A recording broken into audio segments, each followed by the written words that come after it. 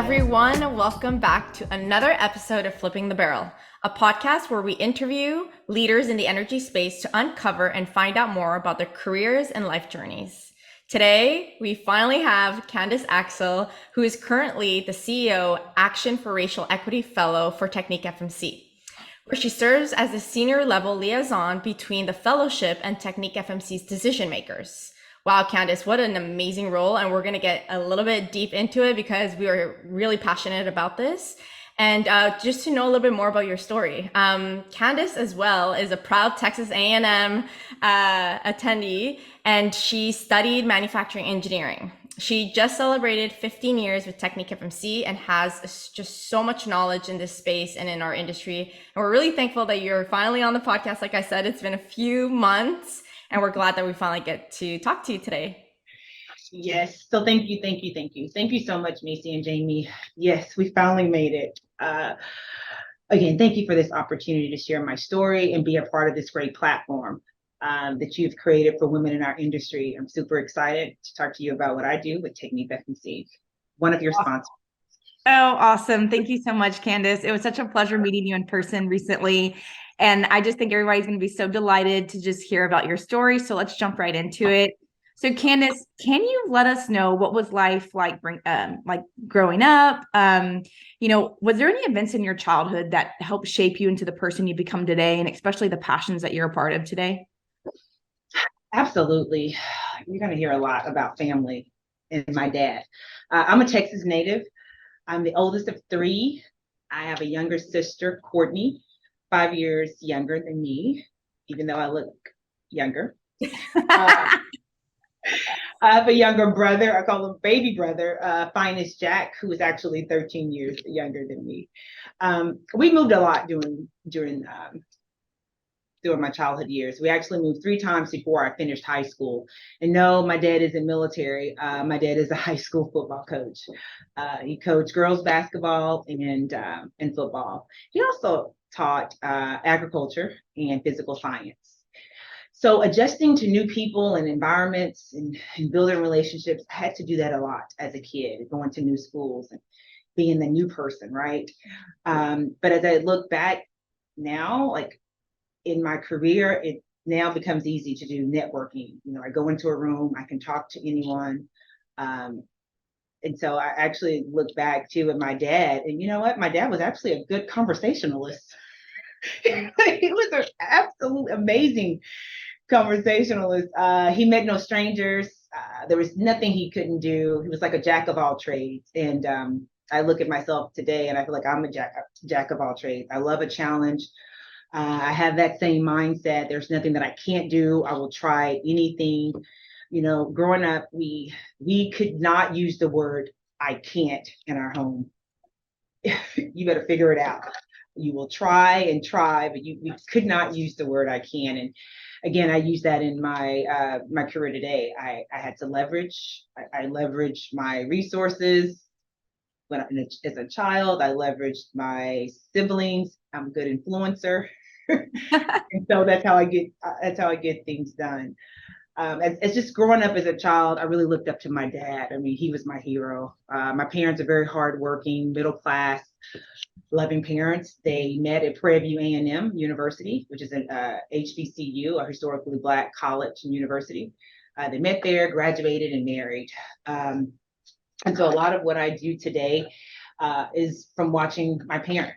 It's really true about what they say. One's childhood has an effect on your adulthood.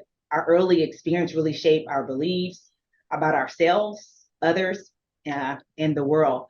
And I'll share this one thing with you, and hopefully I can get through this without getting choked up. My dad taught me that family is everything. And one of the most memorable events was when my grandfather, Finest Jack Axel, the leader of the Axel family, had a stroke. In 1992, he left, which this stroke left him unable to walk and unable to speak. And this man was a force to be reckoned with, right? He was a rice farmer, a Black cowboy, activist for injustice when it came to Black farmers.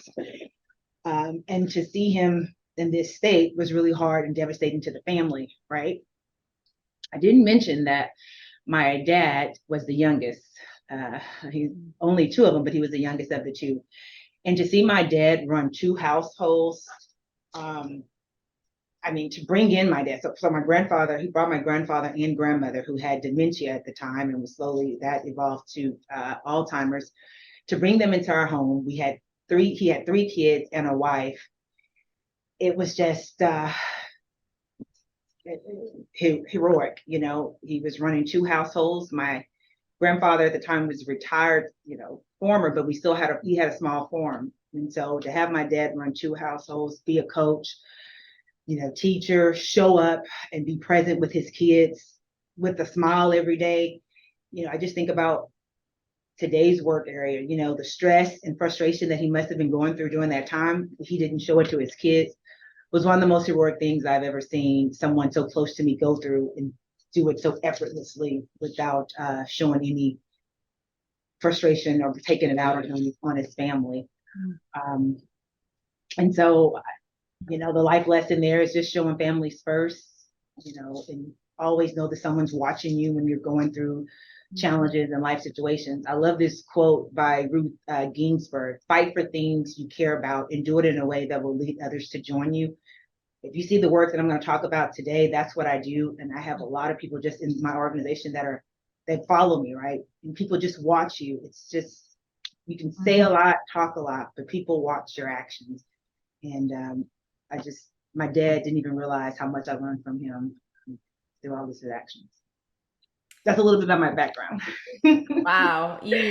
Thank you for sharing. That was just bringing us along your childhood. You could just see just how much you look up to your father. And I think he would be very proud right now, seeing all the amazing work that you're doing at TechnipFMC and just your day-to-day roles and fighting for injustice. And, he's very proud of you. So I think that's something at least that, you can bring on to your legacy, that you are working towards changing the future and doing something great for the industry and for, with all the causes that we're going to talk a little bit about, and just your day-to-day job. So, I don't think they could have picked a better person to really continue this legacy of your father, as well as like his work, and now you getting into it. So a little bit on, growing up as well. What aspirations did you have as a maybe young teenager? What did you think about the future? What did you want to be? What did you dream about? We always talk about how representation really matters, and it's hard for us to see ourselves as, the president or I don't know, the CEO, et cetera, because those around us and in those positions don't look like us, right? How has that impacted you so far? That's a great question, because you're absolutely right. Like it's what you see, it's what you're exposed to. As a teenager, I enjoyed chemistry. I really like to create, do experiments. I remember as a kid just finding ant piles and using lemon juice or dish soap, vinegar and water, as I'm sure everybody used.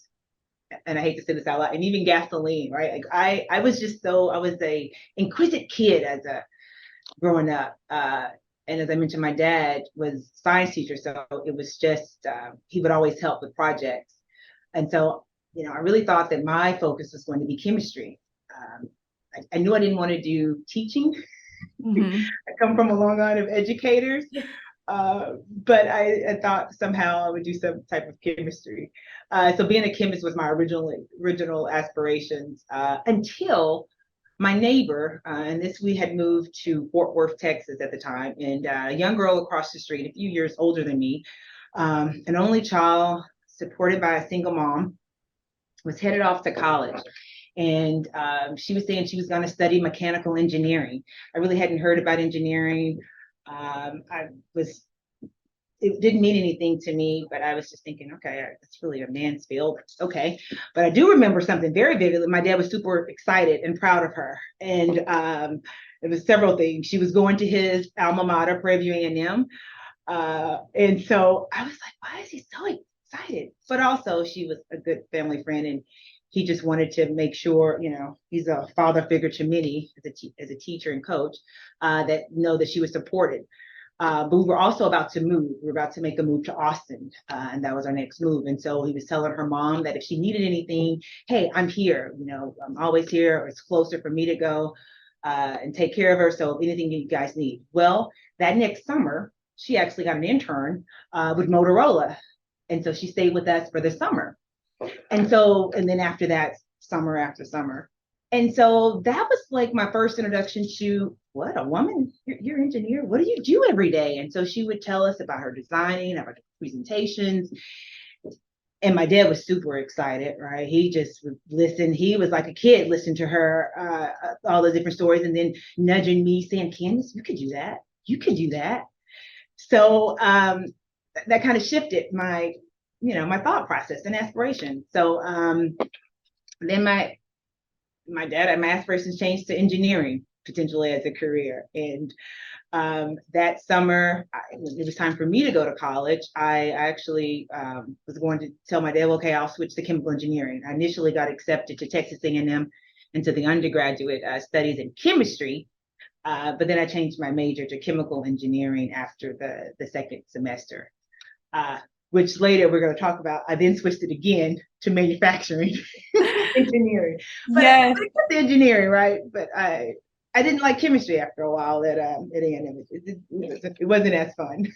Yeah, you decided that wasn't the path for you, which I think is really important because there's a lot of people who start their journey and then they decide Right. that, you know what, after getting into it, maybe it's something else. So we want to kind of get into that as well. So, after you graduated from Texas A&M, you were hopeful to get a job in manufacturing, as anybody would. Graduating from Texas A&M, manufacturing engineering degree, seems like a perfect fit. And your dream company was Pepsi.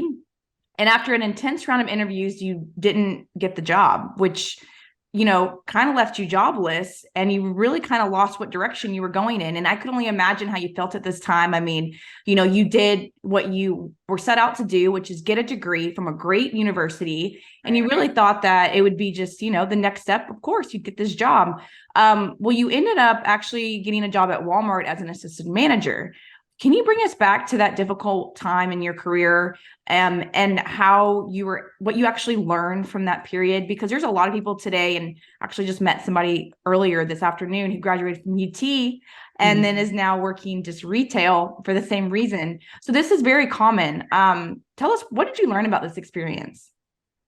Well, Jamie, yes, that was a very tough time for me, right? I was disappointed in myself. I felt like I left my dad down. He was so excited to see me walk across the stage and graduate. Second generation to get my undergraduate degree. My family was just so proud of me, and I didn't land that dream job, right?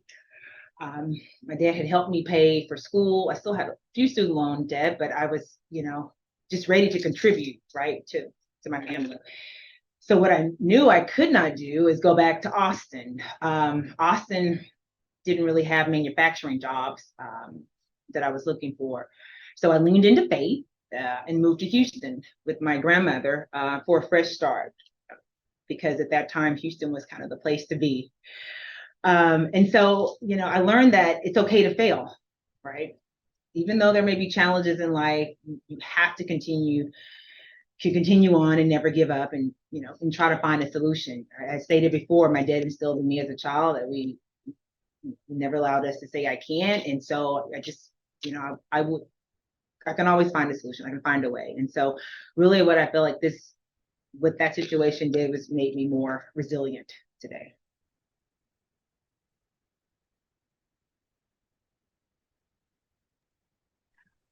So tell us about your experience taking that role. So you took a role as assistant manager at Walmart.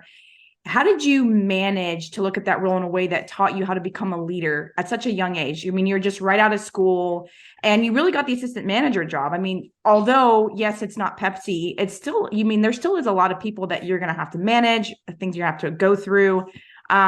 How did you change your mindset to walk into that with that I can do attitude and come out with a positive ending?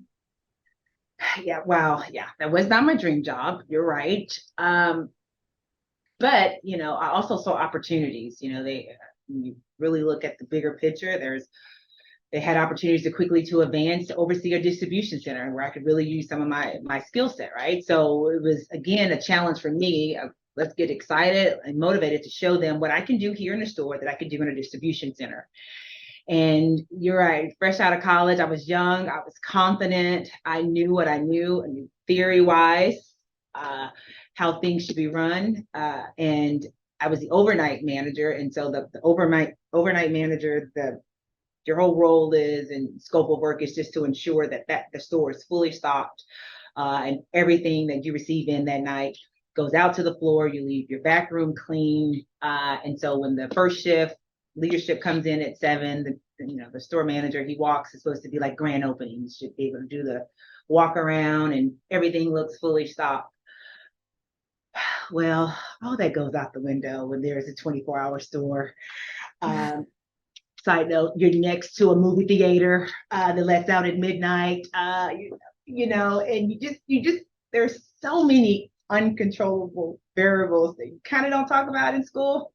We know that it's not always in ideal situations, but people, the conflict, call-ins, customers, you all know Walmart, the lack of cashiers in the front end, I really, as overnight manager, don't have control over, but who cares, right? Customer doesn't care. They want to see cashiers. So there's so many things that you don't have control of. You don't even think about as when you're in school coming up with these plans, right? How I know what to do when the truck comes in, how many people it takes, how long it should take. Like I said, all of that goes out the window. What Walmart taught me was how to talk to people.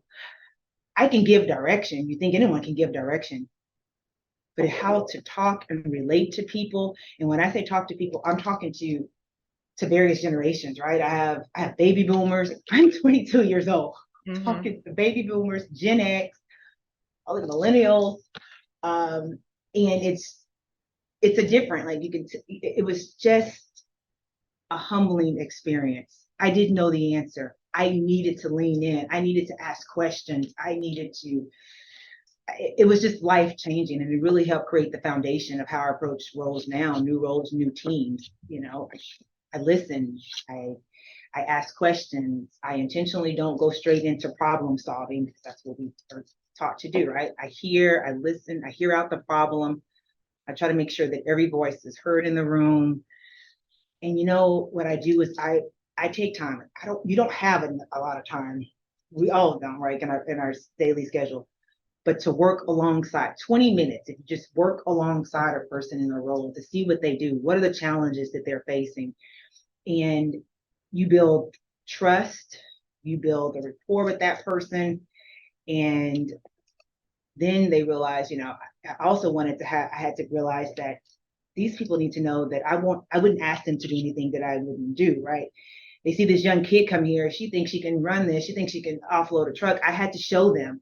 And then when I would go work alongside them, I would see some of the challenges, mm-hmm. and we would talk through them maybe in meetings when I do a group meeting, but I would also behind the scenes be trying to work things out, right? So those unloaders that are unloading that truck, I realized that the pallet jacks were broken, all these things. And so, 2 months later, I may get they have new pallet jacks come in and they're like, where did these come from?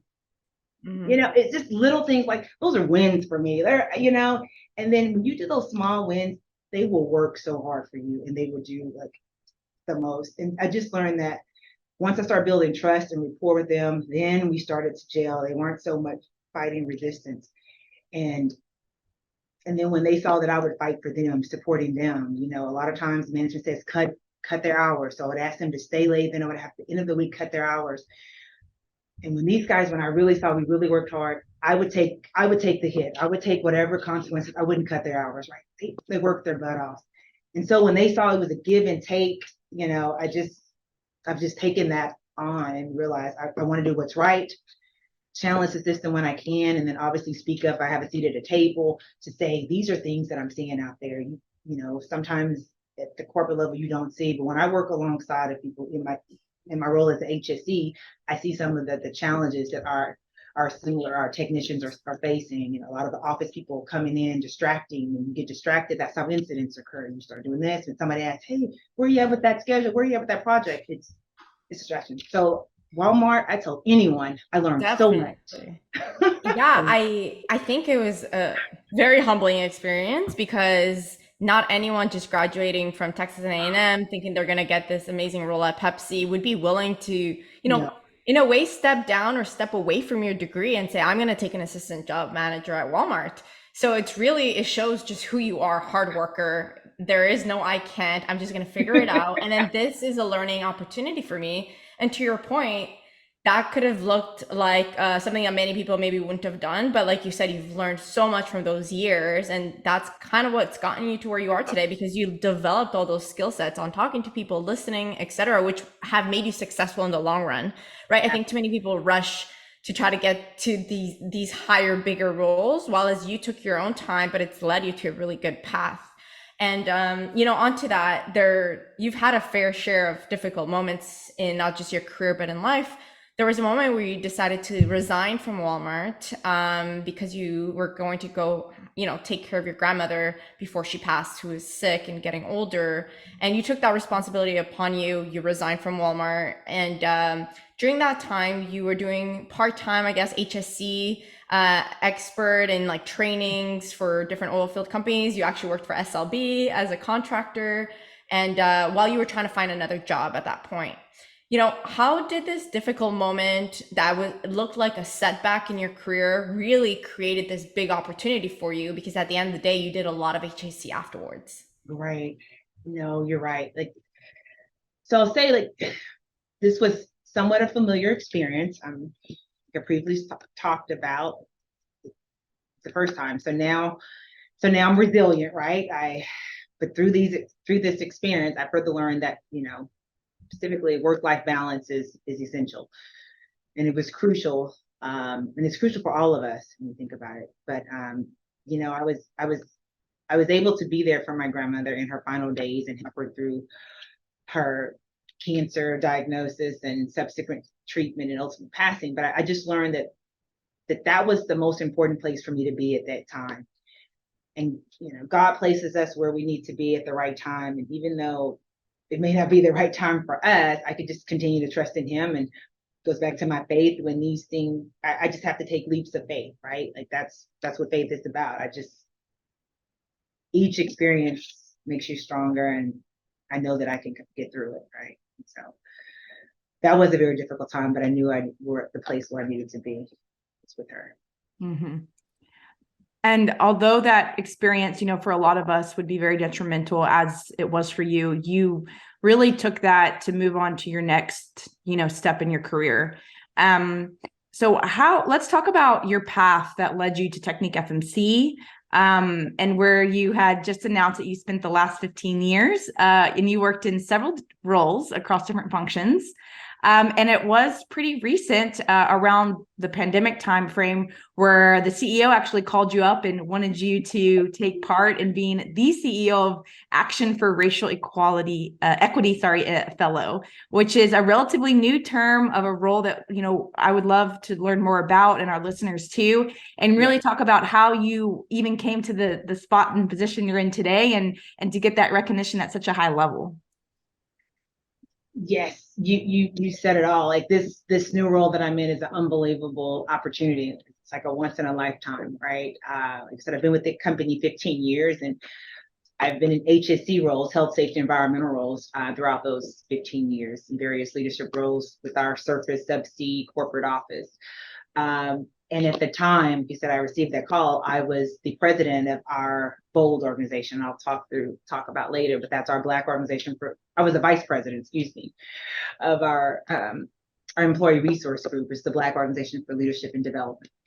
And so I was asked to represent our company in this fellowship. And this fellowship, the mission is to advance public policy and corporate engagement strategies to address systemic racism and social injustice while improving societal well-being. And you said it, this was launched in 2020. And this fellowship is made of top talent. So it's only about 200 companies or CEOs that have identified a resource to this organization. It's top talent doing the work, working with local advocacy groups to address the systemic racism. And I sit alongside of doctors, so CFOs have taken time off of their normal career path to participate in this fellowship. And unbelievable. As you said, I serve as the representative for TechnipFMC. So I serve as the voice. We call it the voice of help in collaborating with our key internal and external stakeholders to address racial equity and social injustice with relevant corporate engagement strategies that fit our foundational beliefs. We have aligned as TechnipFMC with the fellowship on 5 key focus areas: food equity, closing the digital divide, early childhood education, and internally, when I talk about those corporate strategies, we were looking at supplier diversity, and then corporate engagement with historically Black colleges and universities. And so really my role is to partner with other senior leaders within the company to raise the awareness, build consensus, and identify resources to implement sustainable long-term actions in these focus areas within local and global sites.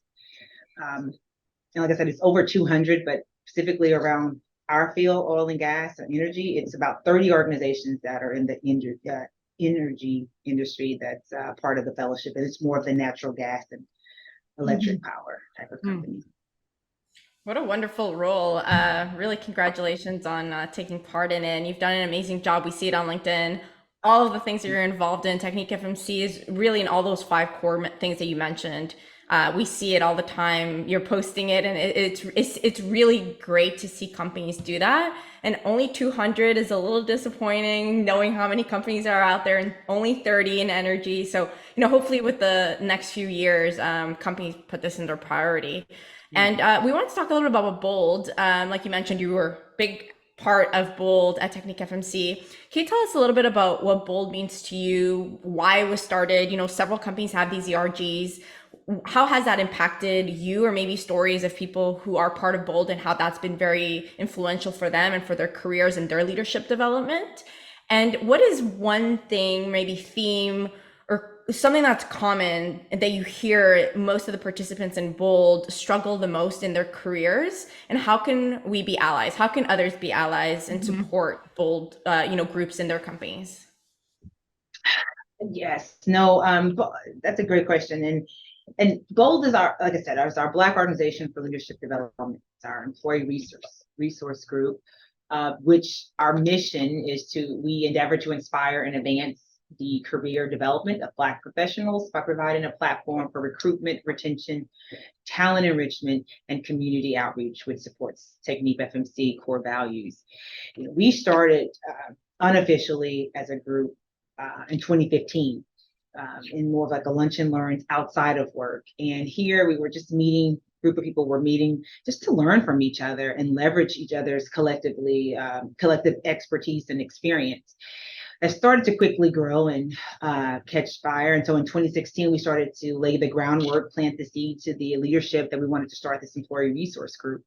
And then in 2017, we were formally recognized as an employee resource group. That was also the time we merged with Technip. So FMC Technologies merged with Technip and became TechnipFMC. You asked me, what does Bold mean to me? Bold, this has been a great opportunity for me to meet people from a career perspective that I might not have crossed paths with in the company. Right? There's so many people in our Houston office that I've gotten to know at different levels, really to share my journey, to share my struggles, and to see others and to hear others and be able to their support, as well as to mentor and be mentored. It's just been really the building the relationships that have been invaluable to me. And then you asked the question, how companies can change the narrative for minorities. I would say, for us, we don't have it right? But we're working on it. And it's important to have this platform, employee resource groups type platforms, and have company to support in allyship. When I say support from allies, it's just the standpoint of giving opportunities to our Black employees to make their capabilities visible. In these organizations, you have sponsors and, making visible to those sponsors as well as advocate. I think that's why it's important, and it makes a difference. And can you share with us, being part of that group for the time frame that you have been, what is like one common maybe struggle amongst the group that we can all be aware of so that we know how we can support? It goes back to our name, one thing that we continue to help people were saying was that, well, you need a little bit more development. And so that's why we named, Black Organization for Leadership and Development. Like, what was that? It was at all various levels. They just kept saying, give me just a little bit more development. And again, it wasn't very clear what that development was. Is it more skill set and increasing your skill set? But you didn't get that from us because you just need a little bit more development. We'll get back with you, just more development. And so I think that's why we created this will be a leadership and development. We have professional development built into our organization. No, but I think sponsors helping too, right? Like, so now we want you to see the talent and be an advocate for and make it visible, showing those talent and then visibly seeing the talent of these members of both. I think that's very important because we see that across the board when it comes to just being visible, having people that sponsor you in the room. And sometimes it's just a lack of not knowing that that you are somewhere in the organization and you kind of get lost in big organizations. So that's why it's important to have these resource groups so that you can get that. It's not like you get an upper advantage, but it's just like you at least get seen. You just want, sometimes people just want to be seen. So I think that is exactly what y'all have done. So to end, we really wanted to ask you, looking back on your career and looking back on where you're at today, what is a piece of advice that you could leave with our listeners? Maybe something that you might have changed or just maybe something that you're going to do moving forward. One thing that I've changed now that I've gotten older in my career is just speaking up. I speak up, ask for what you want. I know my dad used to say, they can only say two things, Candace, yes or no, and no won't hurt you, right? And you just get up and try again. Just don't be afraid of no, right? And then lastly, just find mentors early on in your career, and mentors don't have to be in your field. You can have more than one. And I think we've been hearing now this board of advisors, right? You could have multiple mentors and resources for you. So you should have a board of advisors on your team for your career advancement. Candace, we fully align with that.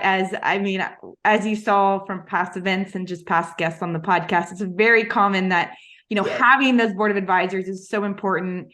And like you said, it doesn't have to be in your field. And I think you really showcased that today and just where you went with TechnipFMC, the way that you had grown within your role, and also just even doing things that were extra, like doing Bold when Bold wasn't even recognized yet. Look at where that brought you. So it's kind of stepping out of your box at a very, beginning start in your career.